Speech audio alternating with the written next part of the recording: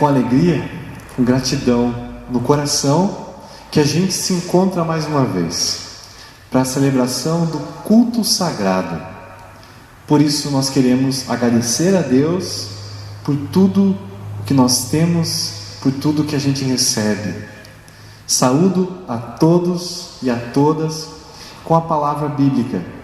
A primeira carta do Pedro, capítulo 5, versículo 6 até o versículo 7. Portanto, sejam humildes debaixo da poderosa mão de Deus, para que Ele os honre no tempo certo. Entreguem todas as suas preocupações a Deus, pois Ele cuida de vocês. Essas são as palavras iniciais desse culto divino. A gente deseja também acolher e agradecer ao pregador do culto online de hoje, Mateus Herz, que ele aceitou trazer e interpretar a palavra de Deus para nós hoje. Bem-vindo, Mateus. Vamos iniciar então esse momento de culto cantando o primeiro hino, Bendito Jesus, Divino Pastor.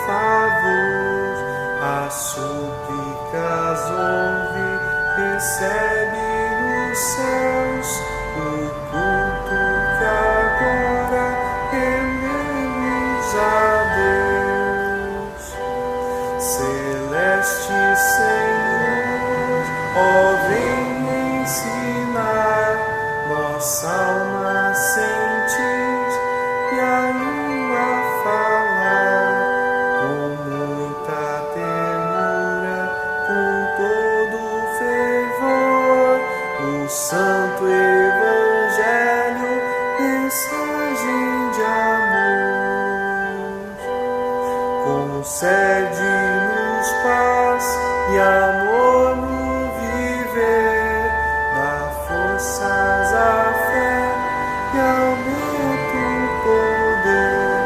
Ó, faze a pureza em teus filhos florir, e neles, Senhor, a verdade fugir.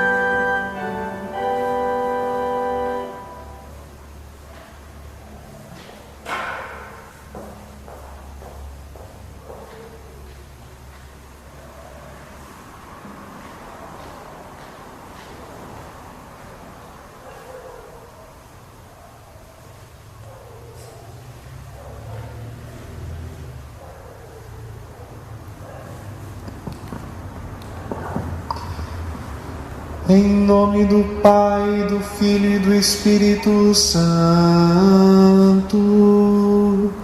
Amém.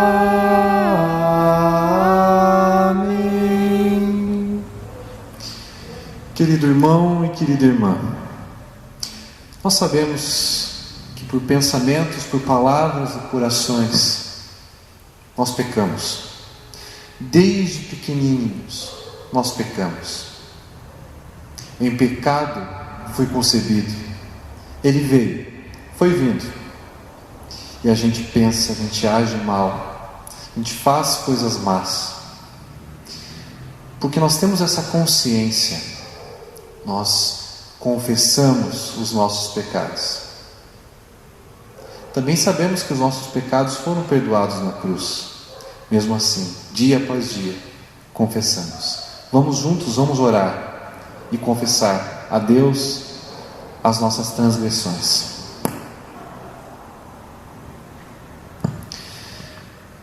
Querido Senhor, a gente vai chegando ao seu altar, à frente da mesa do altar, na tua presença, para pedir que o Senhor nos perdoe. Tanta coisa que a gente pensa, tanta coisa má, tanta coisa que a gente faz e deixa de fazer. A nossa omissão também é pecado. A gente não cuidou de quem precisava, esquecemos de falar o que deveria ser dito, não tivemos coragem de falar na hora que deveria ter sido falado. A gente se une com opressores, a gente oprime pessoas. Tenha piedade de nós, ó Pai. A cada dia tenha compaixão, olhe para nós e veja, através da água do teu batismo, o lavar regenerador. Olhe para nós não como pecador e pecadora, mas sim como teu filho. Nós que fomos, através do batismo, recebemos as qualidades de Cristo. Senhor, veja isso no nosso dia a dia. A gente se arrepende pelo que fazemos, pelo que pensamos, pelo que dizemos. Perdão, Senhor. Perdão.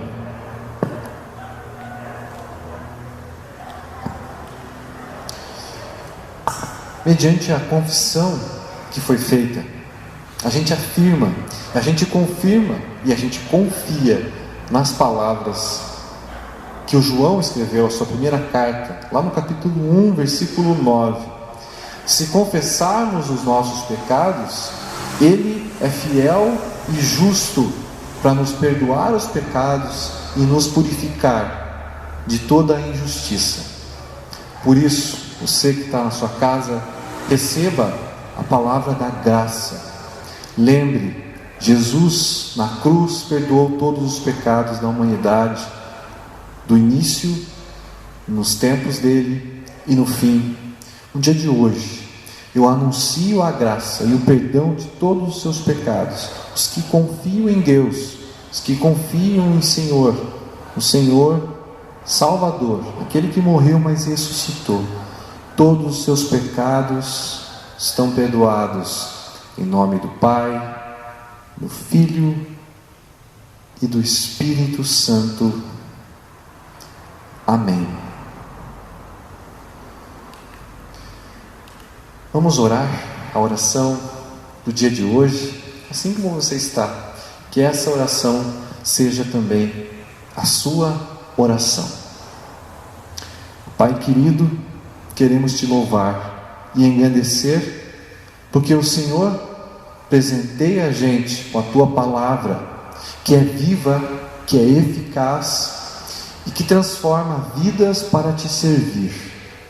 Nos liberta do nosso egoísmo, do nosso orgulho, nos torna teus servos humildes, dependentes de ti e livres para servir e para amar o próximo.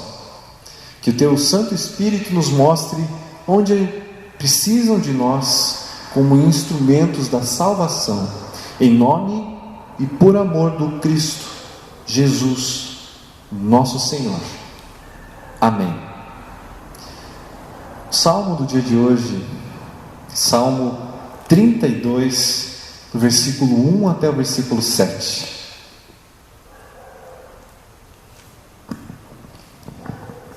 Ele é uma confissão, ele fala do perdão, e é uma poesia do rei Davi. Salmo 32, versículo 1 até 7, vamos fazer da seguinte maneira: o oficiante vai fazer a leitura dos versículos ímpares, e vocês, na casa de vocês, vai responder com os versículos pares. Poesia de Davi. Feliz aquele cujas maldades Deus perdoa e cujos pecados Ele apaga. Feliz aquele que o Senhor Deus não acusa de fazer coisas más e que não age com falsidade. Enquanto não confessei o meu pecado, eu me cansava chorando o dia inteiro. De dia e de noite tu me castigaste, ó Deus, e as minhas forças se acabaram como o sereno que seca no calor do verão. Então eu confessei o meu pecado e não escondi a minha maldade. Resolvi confessar tudo a ti e tu perdoaste todos os meus pecados. Por isso, nos momentos de angústia, todos os que são fiéis a ti devem orar. Assim, quando as grandes ondas de sofrimento vierem, não chegarão até eles. Tu és o meu esconderijo, tu me livras da aflição. Eu canto bem alto a tua salvação, pois me tens protegido. Até aqui a Escritura Sagrada.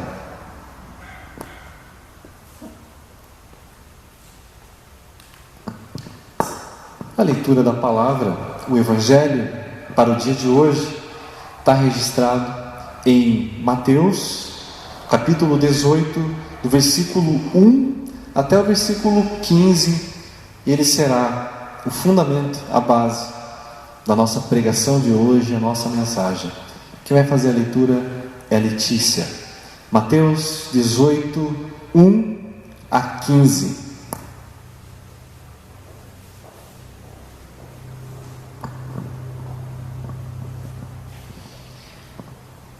Naquele momento, os discípulos chegaram perto de Jesus e perguntaram: quem é o mais importante no reino do céu? Jesus chamou uma criança, colocou-a na frente deles e disse: eu afirmo a vocês que isto é verdade. Se vocês não mudarem de vida e não ficarem iguais às crianças, nunca entrarão no reino do céu. A pessoa mais importante no reino do céu é aquela que se humilha e fica igual a esta criança. E aquele que, por ser meu seguidor, receber uma criança como esta, estará recebendo a mim.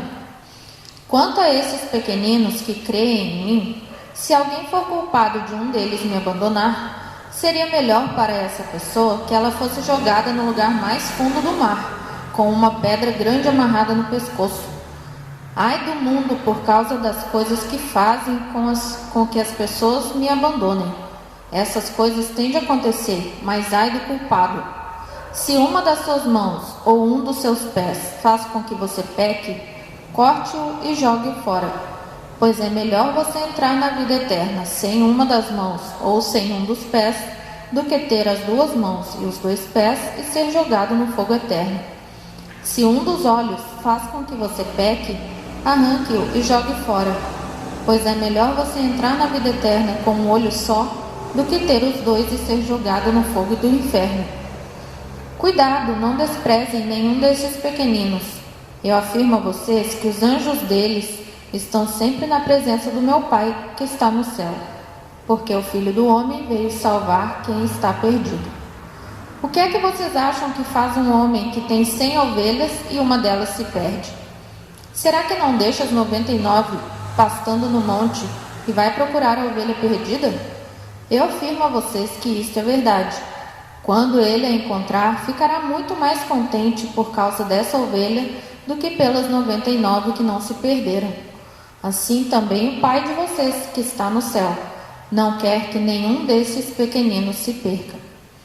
Se o seu irmão pecar contra você, vá e mostre-lhe o seu erro. Mas faça isso em particular, só entre vocês dois. Se essa pessoa ouvir o seu conselho, então você ganhou de volta o seu irmão. Até aqui a leitura. Obrigado. E agora a gente segue para a nossa pregação de hoje, mas antes, em preparação para a pregação, a gente vai cantar um hino chamado Eu Preciso de Você.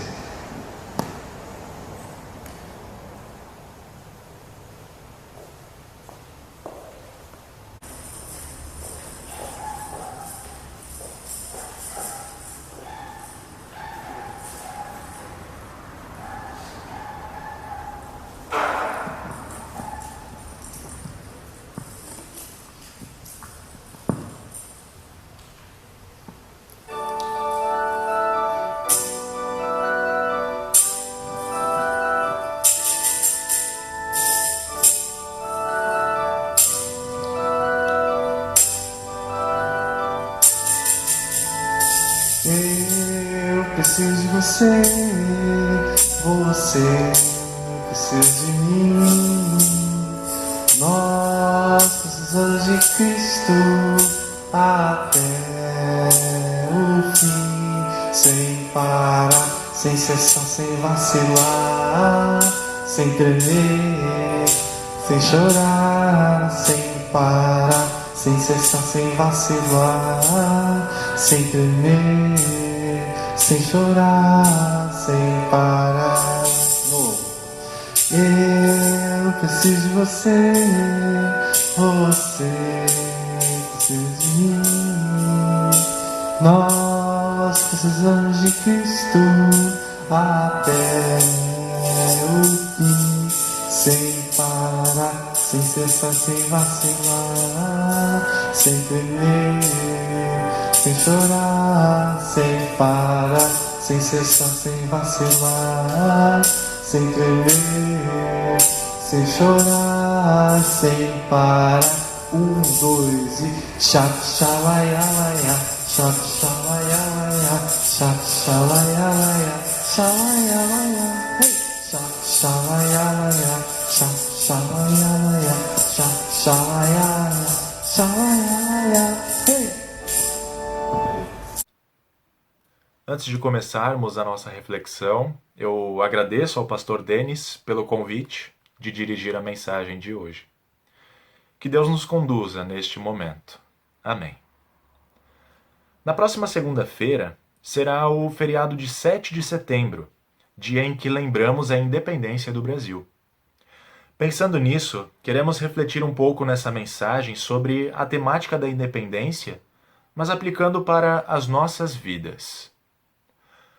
Todos nós, algum dia, já sonhamos em nos tornarmos independentes em algum aspecto, não é mesmo? Um adolescente, por exemplo, busca a sua independência dos pais. Um idoso deseja ser independente de seus filhos. O trabalhador busca sua independência econômica e financeira. E aqui eu poderia citar muitos outros exemplos. Mas o que significa ser independente? Alguns diriam que significa ser livre, não depender de ninguém, ser autossuficiente e ter autonomia para poder seguir as suas próprias convicções, sem ter alguém acima dessa pessoa. Inclusive, muitos pensam que ao adquirirem a sua tão sonhada independência, serão definitivamente felizes. Parece que ser dependente ou ter algum tipo de necessidade é tratado como uma coisa negativa, enquanto que o ato de se tornar independente é o que realmente traz felicidade. Quase sempre achamos que podemos viver por nós mesmos, como se fôssemos ilhas isoladas. E diante disso, é importante dizer que ser independente nem sempre é uma coisa boa para nós. A Bíblia trata de um tipo de independência, e essa tem a ver com a nossa relação com Deus. Ela traz um claro contraste entre dois grupos de pessoas. Um grupo que não confia em Deus e se considera independente, e outro grupo que confia em Deus. Geralmente, as pessoas que pertencem ao grupo dos independentes de Deus têm o seu pensamento voltado apenas para o aqui e agora, ou seja, para o momento em que elas estão vivendo neste mundo.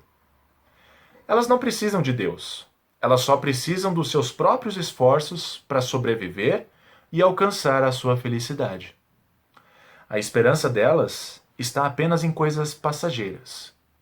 Elas dizem: só se vive uma vez, eu quero ser feliz, nem que para isso seja necessário passar por cima de alguém ou tirar vantagem de alguém.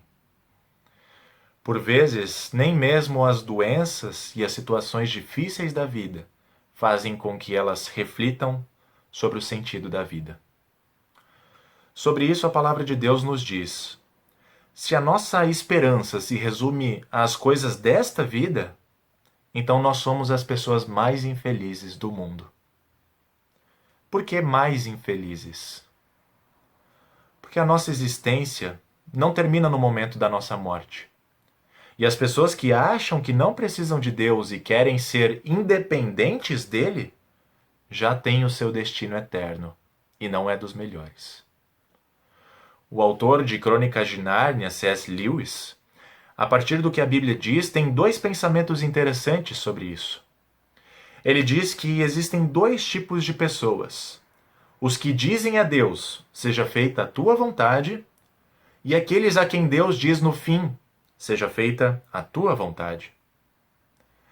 Pela Bíblia, nós sabemos que a vontade do ser humano desde o seu nascimento é de querer estar longe de Deus, não dar atenção ao que ele fala e ter a sua própria liberdade. Por isso, C.S. Lewis também diz: no inferno, os descrentes gozarão para sempre da horrível liberdade que tanto exigiram. A culpa de alguns serem condenados ao inferno não está em Deus, mas no próprio ser humano, que não deu importância à palavra de Deus e endureceu seu coração. Por isso, aos descrentes, Deus apenas estará concedendo o que o ser humano mais deseja: ser independente. E nesse caso, ser independente não é uma coisa boa, porque quem sai perdendo nisso tudo é o próprio ser humano. Porém, um detalhe que precisa ser dito é que a Bíblia também diz que todos nós já fizemos parte desse grupo de pessoas, os independentes. Em algum momento das nossas vidas, já confiamos em nossas próprias forças, já tiramos vantagem de alguém por causa do nosso desejo egoísta de ser feliz, e já até nos questionamos se realmente existe vida após a morte. Isso porque há algo em comum em todos os seres humanos: o pecado. Ninguém está livre dele. Todo ser humano é concebido em pecado e está num estado de corrupção, ou seja, não consegue confiar plenamente em Deus, mas apenas em si mesmo. Infelizmente, nossa natureza manchada pelo pecado, que herdamos dos nossos primeiros pais, Adão e Eva, nos coloca numa posição de total rebelião contra Deus e nos traz seríssimas consequências para a nossa existência. Não apenas aqui no agora, como no caso de sofrimentos, doenças e a morte, mas também consequências para além desta vida. Parafraseando Jesus, os independentes de Deus vão chorar e se lamentar, pois serão julgados por Deus e ficarão separados dele e dos que acreditam nele em eterno sofrimento. E como nós conseguimos sair dessa situação em que o pecado nos colocou? A resposta é simples: nós não conseguimos. Por nós mesmos, sendo independentes, não é possível. Somente Deus é quem pode nos tirar dessa situação. Ele sabe que nós somos fracos e necessitados.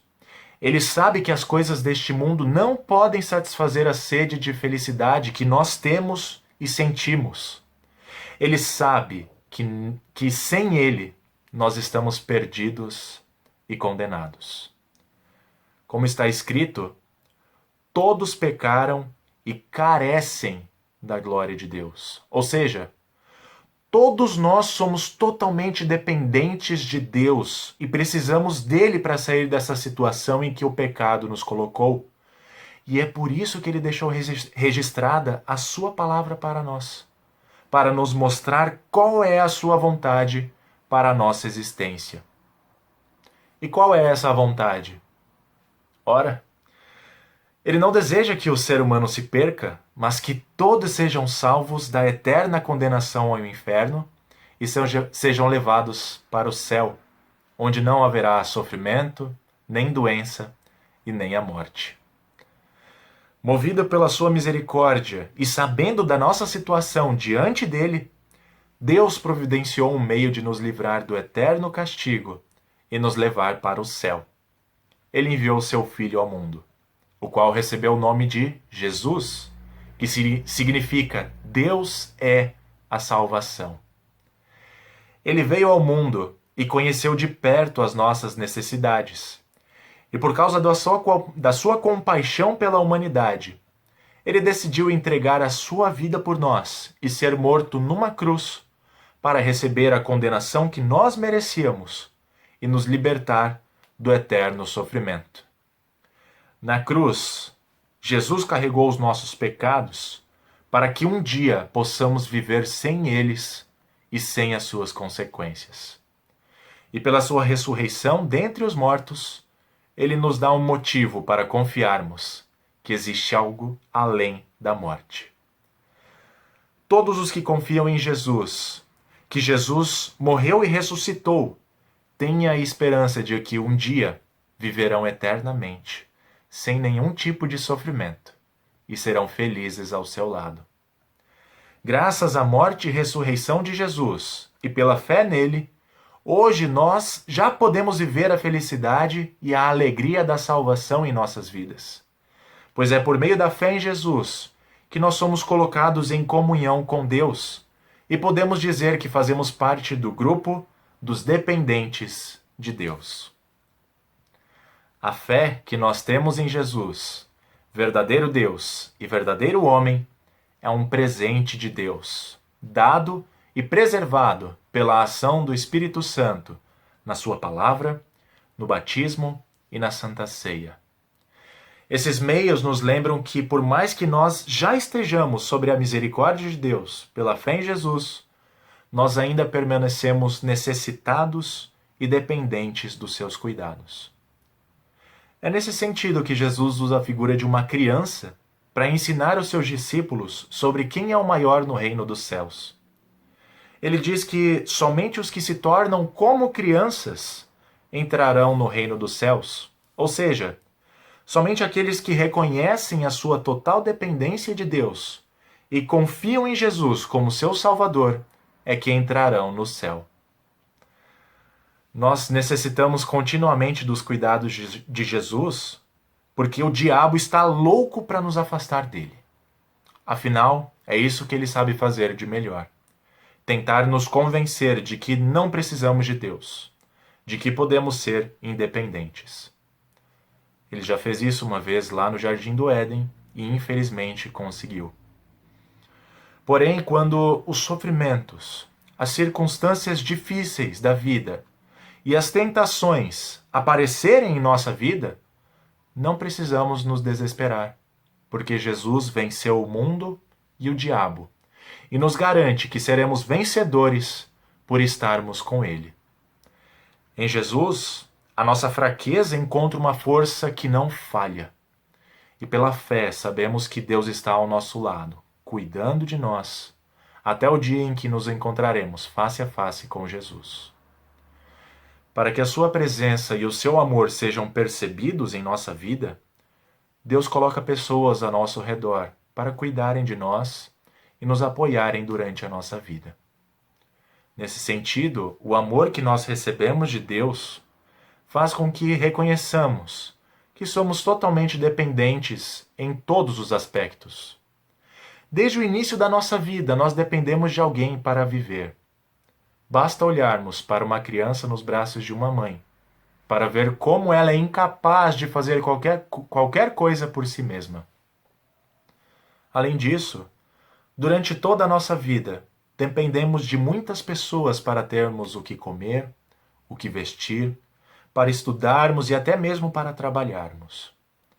Reconhecer essa nossa dependência de Deus, sabendo que Deus está agindo por meio de pessoas para cuidar de nós, certamente é uma felicidade e podemos dar graças a Deus. Muitos podem achar que depender de pessoas é algo ruim ou negativo, porque isso contradiz o individualismo da nossa época e pode fazer com que nos sintamos fracos ou inferiores. Porém, Deus nos fez dependentes uns dos outros, para reconhecermos que sem amor, a nossa existência não tem sentido. Nós dependemos do amor de Deus, e quando conhecemos esse amor revelado em Cristo para a nossa salvação eterna, e que se faz presente na nossa vida por meio da ação das pessoas, a nossa vida tem um novo sentido. Esse amor faz com que o adolescente reconheça que o cuidado de seus pais são os cuidados do próprio Deus. Faz com que o idoso reconheça que Deus está cuidando dele por meio de seus filhos e de pessoas ao seu redor. Faz com que o trabalhador confie que, mesmo em meio a uma crise financeira e econômica, Deus proverá o necessário para o seu sustento e de sua família. Esse amor que recebemos de Deus faz com que nós confiemos que a vida não termina com a morte, mas por causa de Jesus e da sua ressurreição, existe algo além, uma existência após a morte. Esse amor faz com que olhemos para o nosso próximo como alguém que é tão necessitado do amor de Deus quanto nós somos. E isso nos motiva a amá-lo e querer o seu bem, tanto nesta vida quanto na eternidade. Porque Deus não quer que ninguém se perca e seja condenado. Esse amor de Deus faz com que cuidemos uns dos outros, ajudemos quem precisa de ajuda, consolemos quem precisa de consolo, apoiemos quem precisa de apoio. E mesmo que a gente não compreenda o motivo de sofrimento de cada pessoa, a nossa atitude demonstrará que ela é amada por Deus e que Ele deseja a sua felicidade para sempre. Diante do amor de Deus, não podemos e nem devemos ficar alheios ao sofrimento das pessoas e sermos indiferentes. Deus não é indiferente conosco. Ele tem compaixão de nós e deseja que tenhamos compaixão uns pelos outros. Por isso, amar o próximo não é uma opção, mas é um dever. Como diria meu orientador de TCC, Thomas Haiman, precisamos uns dos outros na luta contra o sofrer.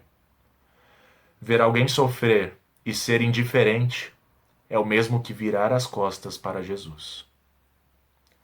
Num mundo marcado pelo egoísmo, onde cada pessoa procura os seus próprios interesses, deixar de olhar somente para nós, para enxergarmos as necessidades do outro, é uma atitude de amor.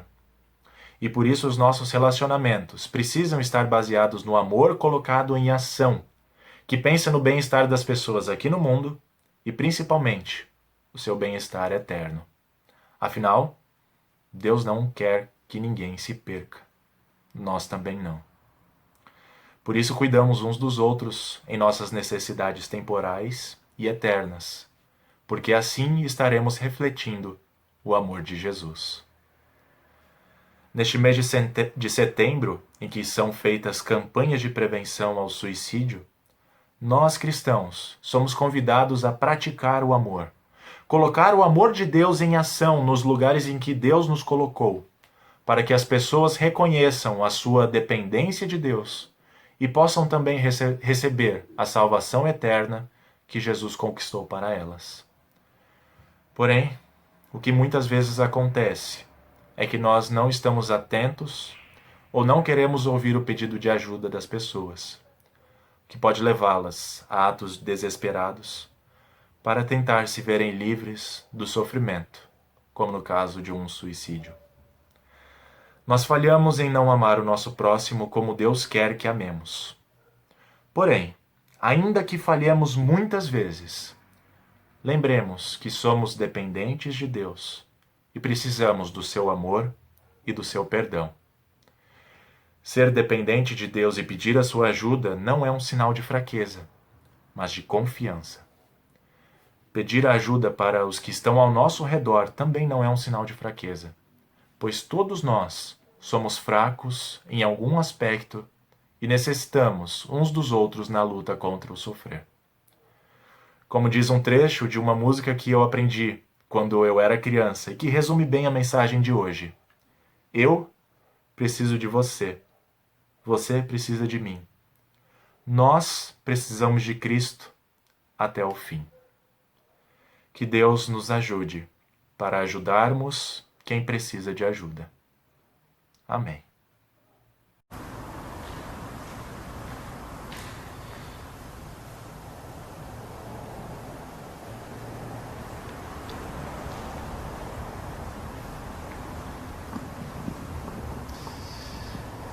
Momento da nossa oração geral, logo depois da pregação do Mateus, obrigado, pregador. Ele também lembrou, né, da independência, a independência das pessoas, e da independência também, a gente quer lembrar também da independência do nosso país, né? A gente está entrando aí na Semana da Pátria, apesar de não ter muita coisa para comemorar nesse ano, as coisas não estão tão fáceis, né? Por causa dos nossos políticos, né? Os governantes, a sua forma de cuidar da pandemia, né? Da corrupção, enfim. Mesmo assim, a gente ora. Sempre a gente deve orar pelas autoridades, né? Para que a gente continue também tendo liberdade religiosa de verdade.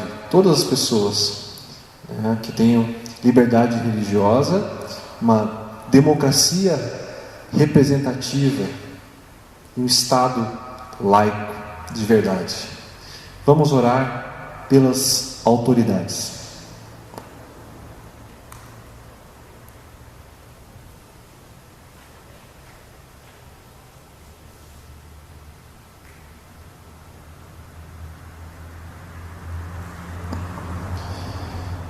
Misericordioso Pai Celestial, que conserva em Tuas mãos todo o poder, o Senhor que é a fonte de todas as autoridades, o Senhor que instituiu as autoridades para castigar os malfeitores, e o Senhor que instituiu as autoridades para o louvor dos que praticam o bem. Te suplicamos que o Senhor olhe graciosamente para o governo do Brasil e para todas as autoridades do nosso estado, do nosso município e também todos os governos do mundo. Faça com que eles exerçam a justiça segundo o Teu mandamento, a Tua vontade. Ilumine e os defenda. Abençoa essas autoridades com sabedoria e com entendimento, para que o Teu povo receba delas justiça e paz. Por Jesus Cristo, o Teu Filho, nosso Senhor. Amém.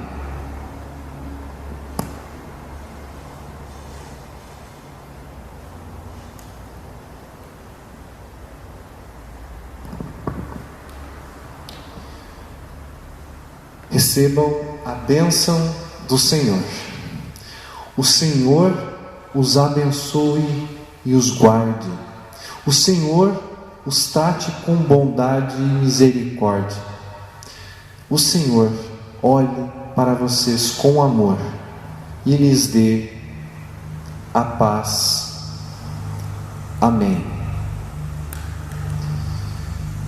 A todos e a todas, uma boa e abençoada semana. Vão todos na paz e no amor de Deus.